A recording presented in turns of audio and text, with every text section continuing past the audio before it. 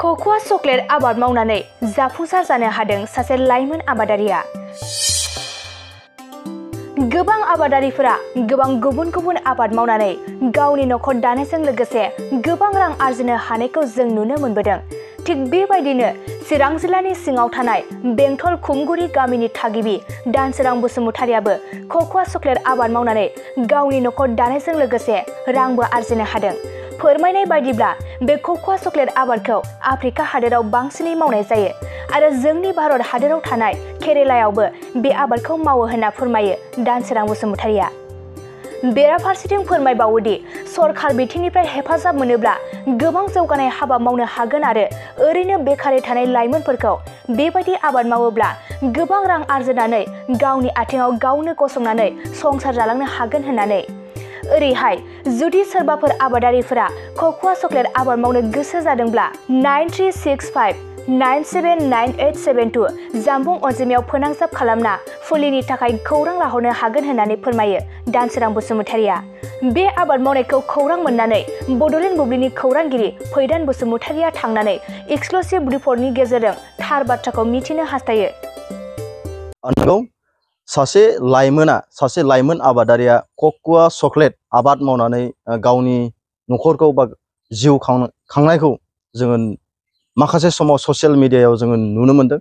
बे समाव जोङो बिथां लाइमोन आबादारिनिफ्राय जोङो आबुङै जोङो मोनथिना लागोन। बे समाव बिथाङा गावनि आबाद फोथाराव बा बागानाव बिथाङा नायदिंबाय थानायखौ जोङो नुनो मोनदों। जोङो बिथांनिफ्रायनो जोङो आबुङै जोङो मोनथिना लागोन जे बे क'क'आ चकलेटखौ बिथाङा बेसेबां समनिफ्राय बा बेसे गोबावनिफ्राय मावबोदोंमोन आरो बेसेबां माबायदि बिथाङा इनकाम मोनो बा मुलाम्फा मोनो बा बबे खामानियाव बाहायजायो जोङो बिथांनिफ्राय जोङो आबुङै मिथिनो लागोन। केमेरा पार्सन बिथाङा आं दिन्थिबाय थानो थाखाय खावलायनाय जाबाय।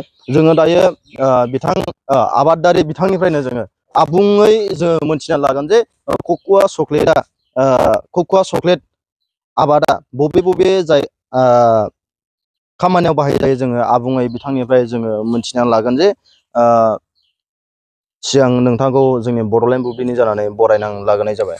धन्यबाद, खुलुमबाय आरो बड'लेण्ड बुब्लि नायगिरि नोंथांमोन गासैखौबो अननाय आरो खुलुमनायखौ जासिहरनाय थाबाय। नंगौ, दिनैहाय आंनि न'आवहाय बड'लेण्ड बुब्लि बिथांमोना सफैनानै दं। क'क'आ चकलेट आबादखौ नायदिङो। दायो आं मावगासिनो दं। 2021निफ्राय मावदों आङो। दा फैयै 4 बोसोराव आगान होबाय।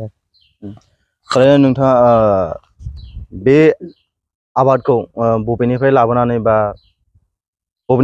नोंथाङा गायफैजेननाय जादों? बे आबादखौ आं माने गवालपारा दुधनैनिफ्राय लाबोनाय जादोंमोन। पर पिस 60आवहाय लाबोनाय जादोंमोन आं।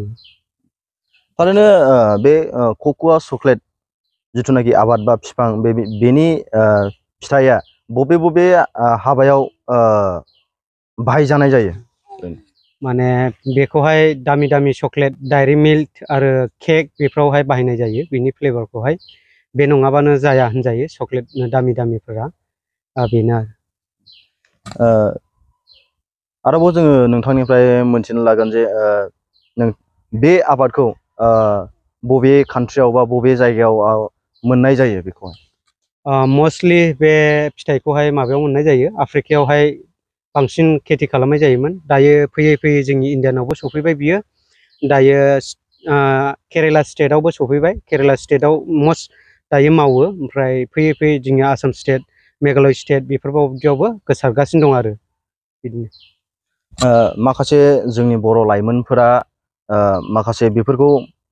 माखासे जोङो नुनो मोनदों, साख्रि बाख्रिखौल' नागिरबाय थानायखौ जोङो नुनो मोनदों। बा माखासे बेखार थानाय लाइमोनफोरखौ नोंथाङा बेफोरबायदि आबाद मावनो थाखाय मा खावलायगोन? बेखौनो खावलायो आं, माने दानि जाखांफुनाय लाइमोनफ्राबो माने मावनांगौ बेफोरबायदि आबादखौहाय। माने बेखौल' नङा, गुबुन आबादखौ मावनो हायो। साख्रिखौबो नागिरनांगौ, साख्रिजोंबो जानो हायो, बे नंगौ।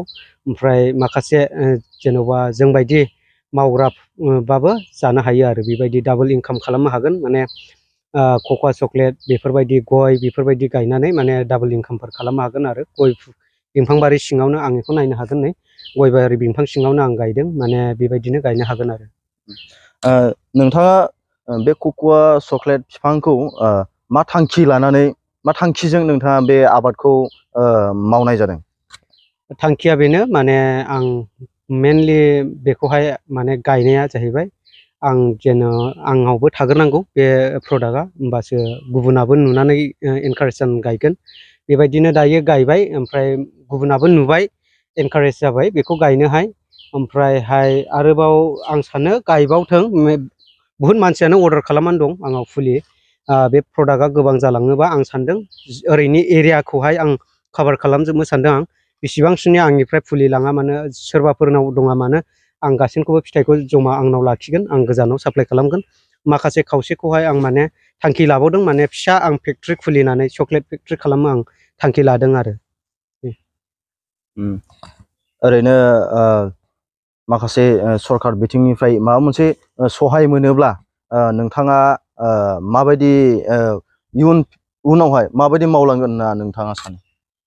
बेखौनो खावलायो आं एग्रिकालसारनिफ्राय माने जोंफोरबायदि माने मावग्राखौहाय नायसनबायोबा मोजां माने एसेफोर हेल्प मोनोबा बेबायदिनो माने आवगायलांगोन देरसिननिफ्राय देरसिन माने बिदिनो सानो आरोखि आं माने बिनि थाखायनो हेल्प होजानो लुबैयो आं दानि रुलिं सरकारफोरखौबो माने जोंबायदि माने आंखौल' नङा आंनि बायदिबो अनेक मावग्राफोर दङ बेफोरखौहाय नायसननानै एसे एनै जोंखौ हेल्प होयोबा मोजां आरो बेनो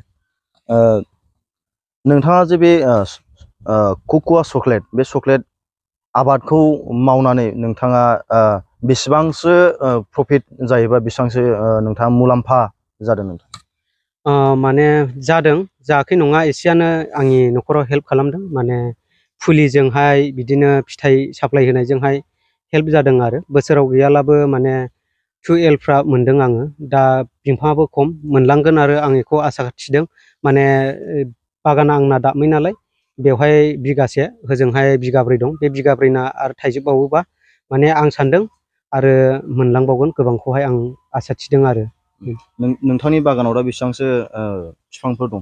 बिफाङा माने आं गोजान गोजान होदों हिसाबैहाय माने माखासेया थैबाय ओमफ्राय दायो 150 दालसोनि दं आरो नोंथांनि जिथुनाखि नैबे कक'आ चक्लेटनि बिफां बा फुलि बे फुलिखौ माबोरै मोननो हागोन बा नोंथांनि बेबायदि गायनायखौ माबोरै सोलोंनो हागोन नोंथाङा सानो? माने जोंनाबो मोनसे फिसा चेनेल दङ TD प्रडाक्सन होनो थारु दैमारि चेनेल बेहायनो जों माने आपडेट होबाय थायो मारै माने प्लास्टिकआव हाखौ सोनांगौ आरो मारै माने बिगरखौ फुथुनांगौ खांग्रां होनांगौ बियो माने फरमुला दंजोबो आरो ओरैनो बे बिगरा माने बेहाबो माने ओरै खांग्रां होनांगौ थायो ओमफ्राय मालाबाबो बेखौ सिदा गायनाङा बेयो माने फरमुला दंजोबो बेखौ नोंथांमोना जोंनि चेनेलनि थ्रुयैहाय आपडेट मोनबाय थागोन नोंथांमोना इन्ट्रेस्टेड बा नायनो हागोन आरो जोंनि चेनेलाव बेफोरखौहाय गासैखौबो नुगोन आरो ओमफ्रायहाय मारै बिफांखौ केयार खालामो मारै मबे दालायखौ गारो मबे दालायखौ दानखानानै गारो मबेखौ दोनो बेफोर गासै माने फरमुलाफोरखौ जोंनि फिसा चेनेलनि दारैहाय आपडेट होबाय थायो आरो जों माबोरै मोननो हागोन नोंथांनि नैबे फुलिखौ जेनेबा सोरबाफोर लांफैनो गोसोब्ला? सोरबाफोर लांफैनो गोसोबा माने कन्टेक्ट नाम्बार होना होथोंसै बिथाङा स्क्रिनावहाय बे कन्टेक्ट नाम्बाराव फन खालामबानो बुकिं खालामहरनो हागोन आरो नोंथांनि चेनेलावबो माखासे कन्टेक्ट नाम्बारफोर होनाय दं नामा? औ दङ जोंनि चेनेलाव थांनानैबो नायनो हागोन जोंनि चेनेलावबो कन्टेक्ट नाम्बारफोर दङ बेयावनो कल खालामनो हागोन आरो जेन'बा एडभाइसबो लाहरनो हागोन फन खालामनानै मारै गायो मारै मायो मारै माबायो बेखौहाय खालामनो हागोन आरो एडभाइसैहाय माने स्क्रिनाव कन्टेक्ट नाम्बारखौ बुखांनानै आंनाव कल खालामनानै अर्डार खालामहरनो हागोन फुलिखौहाय दायो बुकिं सोलिगासिनो दं गैयाबाबो 5000सिम फुलि आं खालामनांगौ जाना दं दायो आंनि न'आ गासिबो बुंजोबबाय ओमफ्राय दायो आं दस्रा आंना हा मोनसे दंबाव नालाय बिगासे बेवहाय ग्रिन हाउस खालामहैनो आसा खालामदों माने हाजिरा हमनांगौ गोनांथि जादों आंबो दासिमबो हाजिराफोर टाइम होनो हायाखै बेवहाय जथेस्थ' नोंथांमोननि थाखायहाय साप्लाइ खालामो आं सेस्था होदों खालामगोन फुलिया आस्थे आस्थे साप्लाइ खालामजोबगोन नोंथांमोना अर्डार खालामोबा नोंथांनि नैबे आबादखौ बा बे फिथाइखौ सोर लांफैयो ओरैनो? बे आबादखौ मेनलि जोंनि बर'फोर दासिमबो बेफार ओंखाराखै जोंनि बर'फ्रा दासिमबो बे खेथ्रआव उन्दुनानै दङ माने बिनि बारै आं बुङोबा माने एक्सप्लेनेसन खालामनांगौ जायो कक'आ चक्लेटआ मा कक'आ चक्लेटखौ बहा होनांगौ बेफोरबायदिसो एक्सप्लेनेसन गुवारै खालामनांगौ जायो नाथाय मुस्लिमफ्रा दासिम बिसोरसो एडभान्स जानानै दं आरो माने बिसोर लांफैबाय कक'आ चक्लेटखौहाय माने बेफारिया बिसोरसो आरो ओमफ्रायहाय बिसोरो गोजान गोजाननिफ्रायसो फैयो जोंनि खाथिनि नङा एकदमबारे गवालपारा दुधनय ओरै क'क्राझार टिपखाय बिदिनो मुस्लिम गोजासो आरो माने दिनै बायदियाव फन हरबायबा गाबोन बायदियावनो सफैगोन आरो बिसोर ओरैबायदि दा इनकाम खालामगासिनो दं बेखौ नायोबा जोंनि बर'फ्राबो दा इनकाम खालामनो हानांगौसिमा आरो माने आं सानो आरोखि बेनो नंगौ बिथाङा गावनि जिथुनाखि आबाद मावनाय बे आबाद मावनायखौ बिथाङा जोंनि सिगाङाव गुवारै फोरमायना होबाय दायो आङो केमेरा पार्सन बिथांखौ दिन्थिनाय खावलायनाय जाबाय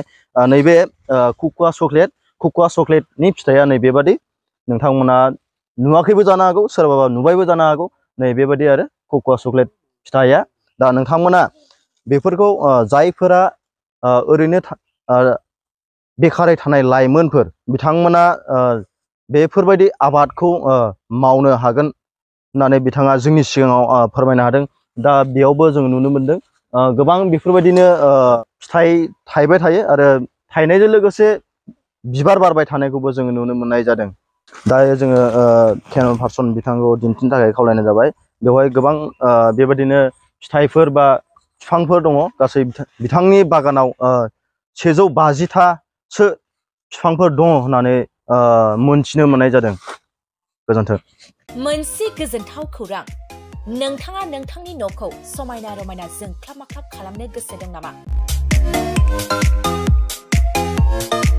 थारैनो नोंथाङा नोंथांनि न'खौ समायना रमायना साजायनो गोसो दंब्ला नोंथांमोननि थाखाय बिजनेस बेन्स प्रडाक्ट्स कम्पानिया गोजोनथाव खौरां लानानै फैदों गोदान बोसोर रंजालि बैसागु फोरबोजों लोब्बा लाखिनानै बेन्स प्रडाक्ट्स कम्पानिया नोंथांमोननि थाखाय अफार होनाय जादों चिरां जिल्ला बेंटल गेट 27 राजा लामानि एबा सिबिथाय लामानि साखाथियाव नोंथांनि न'खौ समायना रमायना खालामनो गोसो जानाय रायजो राजाफोरनि थाखाय बिजनेस बेन्स प्रडाक्ट्सआ लानानै फैदों गोजोनथाव खौरां पलिग्रेनाइट WPC एबा PVC wooden flooring wallpaper steel roofing soffit ceiling बायदि गाबनि न' साजायग्रा खम बेसेनावनो नोंथांमोना बायनानै लांफैनो हागोन बेनि अनगायैबो नोंथाङा गोबां बाथ्रा मिथिनो थाखाय नैबे 8474015053 जानबुं नम्बरनि गेजेरजों नोंथाङा फन खालामनानै मिथिनो हागोन